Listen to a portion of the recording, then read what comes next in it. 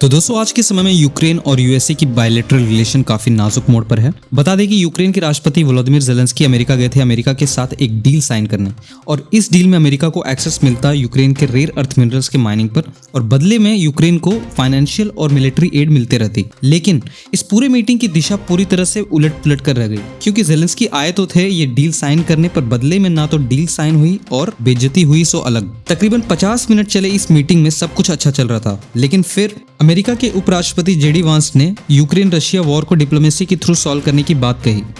तब जाकर ज़ेलेंस्की ने कहा, आप किस डिप्लोमेसी की बात कर रहे हैं? 2019 में हमने सीजफायर पर समझौता किया और उसके 3 साल बाद 2022 में युद्ध की शुरुआत हुई, और इस तरफ पुतिन भरोसे के लायक नहीं, तो आप किस डिप्लोमेसी की बात कर रहे हैं? इसका जवाब देते हुए जेडी वांस ने कहा, मैं उस डिप्लोमेसी की बात कर रहा हूं जिससे आपके देश की बर्बादी का अंत हो। और इसी के बाद जेडी वांस ने ज़ेलेंस्की से कहा कि वे व्हाइट हाउस की मर्यादा का पालन नहीं कर रहे हैं और वो डिसरेस्पेक्टफुल हैं। ये डिसरेस्पेक्टफुल शब्द सुनने के बाद ट्रंप के तेवर ही बदल गए, और फिर जो हुआ ज़ेलेंस्की के लिए ये बुरे सपने से कम नहीं। ना तो डील साइन हुई और ऊपर से ट्रंप से फटकार मिली से अलग। तो आपको क्या लगता है कि इस मेजर इवेंट का यूक्रेन रशिया वॉर पर क्या असर पड़ेगा?